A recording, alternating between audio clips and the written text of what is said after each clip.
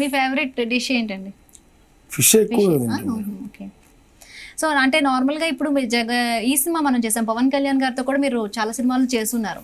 అందులో గబ్బర్ సింగ్ అంటే ఆ డైలాగ్ వచ్చినప్పుడు మొత్తం అంటే కామెడియన్స్ అందరూ కలిపి చేసేది ఒక ఇది ఉంటుంది. అందులో సాంగ్ కూడా మీరు పాడారు.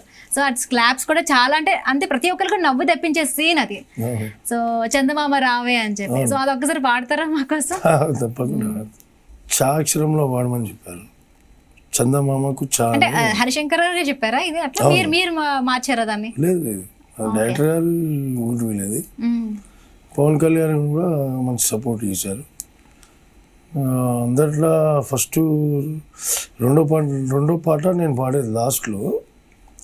చందమామ రావే షాబిల్లి రావే షుండెక్కి రావే షోగి పూలుతే ఏ చందమామ రావే చాబిల్లి రావే. ఎస్, అక్కడ ఎలా అనిపించిందో సేమ్ ఇక్కడ కూడా అలా అనిపిస్తుంది. థ్యాంక్ యూ అండి. రైట్, అంటే ఇప్పుడు అంటే మీరు ఎందుకు అంత సినిమాలు పాటు చేస్తూ కూడా బయట కొన్ని దందాలు చేస్తారని కూడా అంటున్నారు. సెటిల్మెంట్స్ కూడా చేస్తారంటే అది ఫిష్ బిజినెస్ చేస్తాం, ఫిష్ దందనే, వేరే దందాలు ఏమి ఉన్నాయి. ఈ సినిమా ఇండస్ట్రీలో ఉన్న వాళ్ళకి వేరే దందాలు ఏమి జరిగాయి కదా, అంతేనా? సినిమా చేయడమే దందా. సో అంటే ఇప్పుడు ఎలా అనిపిస్తుంది అంటే ఇప్పుడు కమింగ్ ప్రాజెక్ట్స్ ఏమి ఉన్నాయి మీరు అంటే సీరియల్స్ అంటే ఓటీటీ ఇప్పుడు అంతా నడుస్తుంది, ఓటీటీ ఫిల్మ్స్ ఏమైనా ఒప్పుకున్నారా? ఉన్నాయి మేడం, ఒక 3-4 సినిమాలు ఉన్నాయి, చేస్తున్నాను. ఇంకా ఒక 2 monthsలో ఇంకా చాలా బాగా సినిమాలు జరుగుతాయి.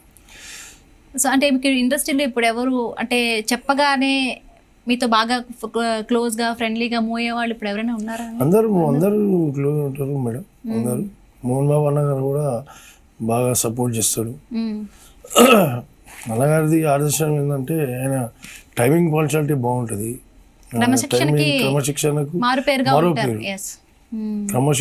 మారు పేరు ఆయన క్రమశిక్షణ పాటించిన వాళ్ళకు ప్రతి ఒక్కరికి మంచిగా ఉంటుంది. క్రమశిక్షణ పాటించకపోతేనే కొంచెం ఏదో బాధ అనిపిస్తుంది. చాలా మంచి వ్యక్తి మోహన్ బాబు గారు. అట్లానే పేరున హీరోలు కూడా చాలా క్లోజ్గా ఉంటారు. ఇక షూటింగ్ ఉంటేనే అందరం క్లోజ్గా ఉంటాం మేము, వ్యక్తిగతంగా ఎవరు కావాలి.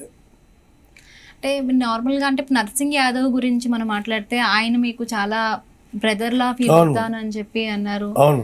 సో అంటే ఆయనతో మీ అనుబంధం ఎలా ఉండింది అండి? నాకు చాలా అనుబంధం మేడం, 30 ఏళ్ళ నుంచి అనుబంధం. మంచి ఫ్యామిలీ ఫ్రెండ్ లాగానే ఉంటాడు. ఒక పెద్దోడు, నాకంటే పెద్దోడు, సీనియర్ ఆర్టిస్ట్ నాకంటే. ఆయనతో కూడా చాలా సినిమాలు నేను చేయడం జరిగింది. ఆయన చెయ్యని సినిమాలు కూడా నేను చేయడం జరిగింది. కొన్ని టైంలల్లో ఆయన పోకపోవడం, అది నాకు ప్లస్ కావడం, ఇట్లా కూడా చాలా జరిగినాయి. ఇక ఆరాలో చెప్పాలంటే నరసింహన్న గారు చాలా మంచి వ్యక్తి. చాలామందిని ఆయనతో పాటు ఉన్న వాళ్ళని కూడా బాగా ఎంకరేజ్ చేస్తాడు అప్పట్లో. అంటే నేను కూడా అప్పుడు తిరిగినా కాబట్టి చాలామందికి ఎంకరేజ్ చేసిండు. కానీ ఇప్పుడైతే లేరైనా ప్రస్తుతానికి.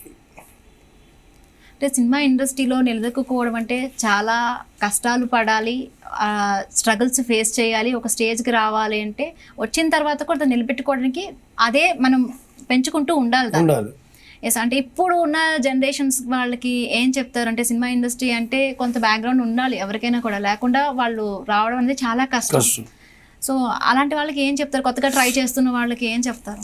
అంటే చెప్పడం అనేది ఏమి ఉండదు మేడం, ఎందుకంటే ఇప్పుడు బ్యాక్గ్రౌండ్ లేనిది ఏం చేయలేరు.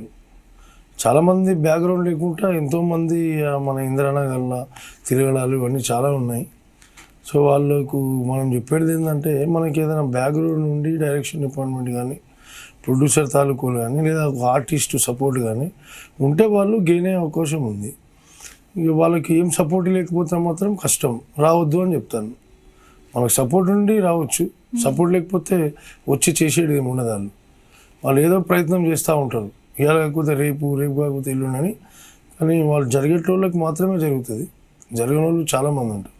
100 మంది ఉన్నారంటే వాళ్ళకి 10 మంది 20 మందికి వర్క్ దొరుకుతుంది. 80 మంది 70 మంది బయటకు పోవాల్సింది. మళ్ళీ రేపటి గురించి ట్రై చేస్తూ ఉంటారు. అది ఇప్పుడు జరుగుతున్న సిచ్యువేషన్. బన్నీ సినిమా అంటే వివి వినాయక్ గారి డైరెక్షన్లో వచ్చిన బన్నీ సినిమా ఎంత కామెడీ ఉంటుందో చాలా బాగుంటుంది. అందులో మీరు కనిపించిన ప్రతి సీన్లో కూడా అంటే ఇక చాలా నవ్వొస్తూ ఉంటుంది. సో అంటే కొన్ని సీన్స్ ఉంటాయి అక్కడ ఎంఎస్ నారాయణ గారితో కొన్ని సీన్స్ ఉంటాయి, రఘుబాబు గారి వెనక్కి ఉండిన కొన్ని సీన్స్ కొన్ని ఉంటాయి, అవును. ఏసీ పెంచు సంథింగ్ అని చెప్పిన.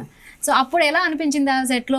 అంటే అలానే అంత క్లోజ్గా అందరూ మోయేవాళ్ళు, అక్కడ కూడా అంత నవ్వులు పండేవా ఆ సెట్స్లో కూడా? లేదు మేడం, అందరు క్లోజ్ అయి ఉండేది. యాక్టింగ్ అప్పుడే యాక్టింగ్, తర్వాత మామూలు అందరు కూర్చొని మాట్లాడుకోవడం ఇవన్నీ నార్మలే.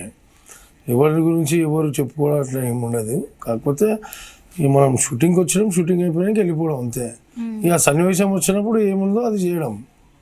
అక్కడ కూడా అదే చేసింది. మేము ఉడగన్న కూడా బాగా ఆది నుంచి ప్రయాణం చేస్తున్నాం రఘుబాబు గారితో. రఘుబాబు గారు కూడా చాలా బాగుంటాడు మాతో, మా అందరితో, బ్యాచ్ అందరితో కూడా బాగుంటాడు. అట్లానే జూనియర్ ఎన్టీఆర్ కూడా బాగుంటాడు. ఇక అంటే అప్పటి వరకు షూటింగ్ అయ్యేంత వరకు అందరం బాగుంటాం మేడం. షూటింగ్ అయిపోయి వెళ్ళిపోయిన తర్వాత ఎవరిది వాళ్ళు.